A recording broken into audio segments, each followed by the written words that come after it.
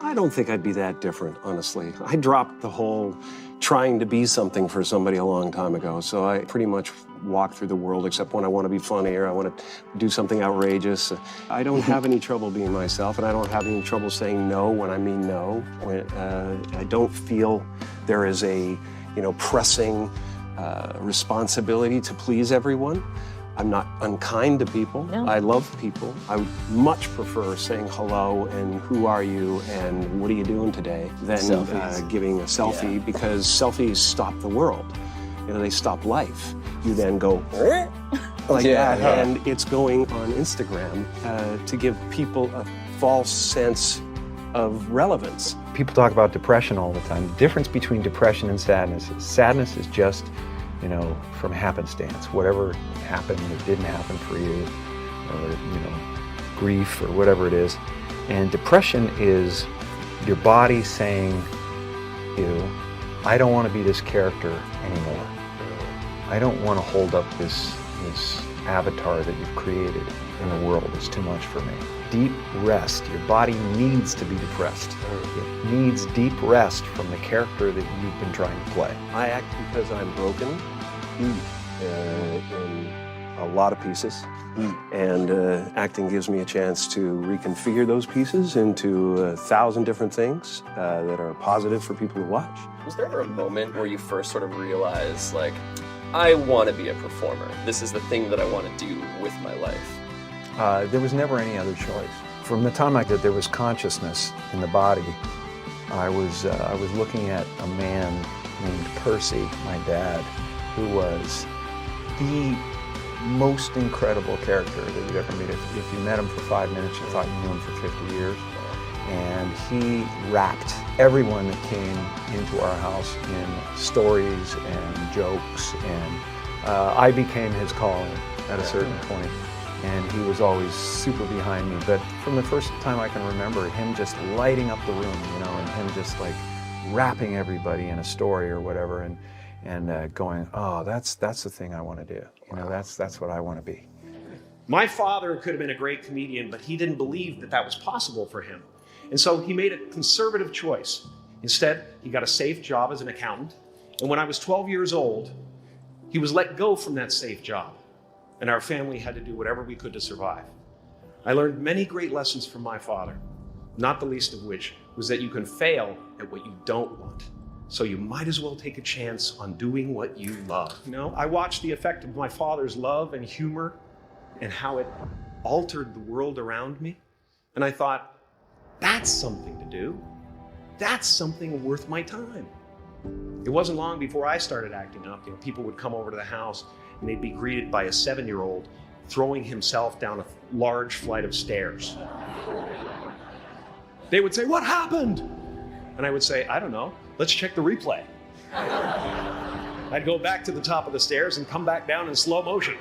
Now, fear is going to be a player in your life, but you get to decide how much.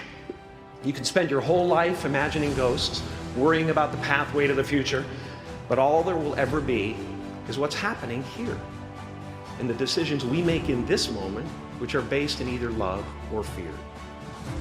So many of us choose our path out of fear disguised as practicality. What we really want seems impossibly out of reach and ridiculous to expect, so we never dare to ask the universe for it.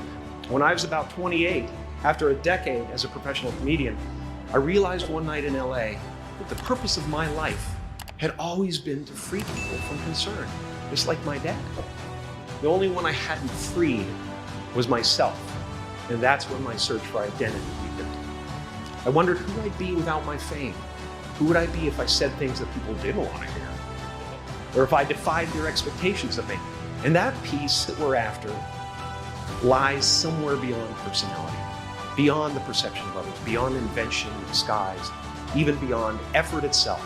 You can join the game, fight the wars, play with form all you want. But to find real peace, you have to let the armor go. Your need for acceptance can make you invisible in this world.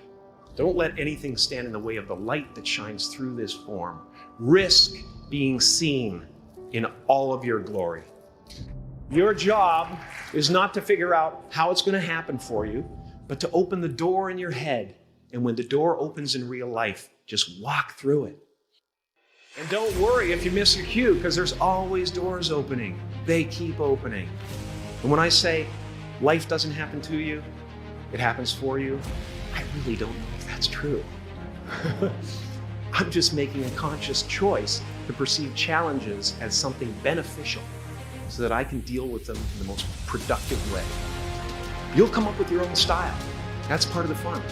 You are ready and able to do beautiful things in this world.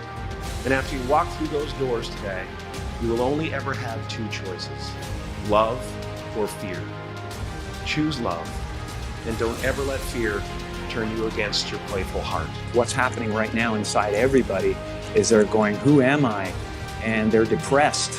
People go like, oh, Jim's been depressed and stuff. Well, yeah, I was depressed when I was trying to be the Wizard of Oz. And now I know that Oz is a character.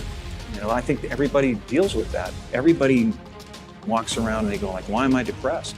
Well, it's because you're trying to be something for the world, you know? And as soon as you let that go, better things happen because they're just happening. It's not, you know, now it's just sadness. You know, sadness comes, happiness comes. It's the weather that flies by in the sky. It doesn't sit on you long enough to drown you.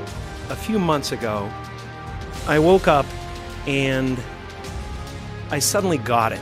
I understood suddenly how thought was just an illusory thing, and how thought is responsible for, if not all, most of the suffering we experience. And then I suddenly felt like I was looking at these thoughts from another perspective.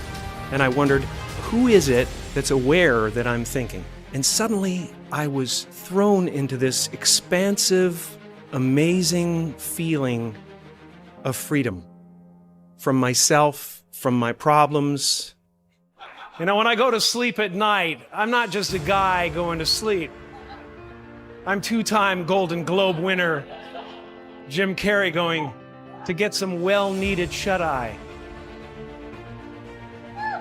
And when I dream, I don't just dream any old dream.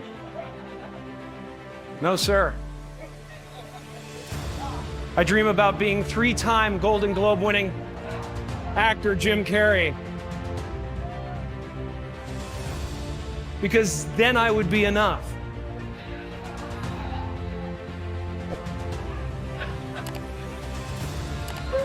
It would finally be true. And I could stop this terrible search. For what I know ultimately won't fulfill me.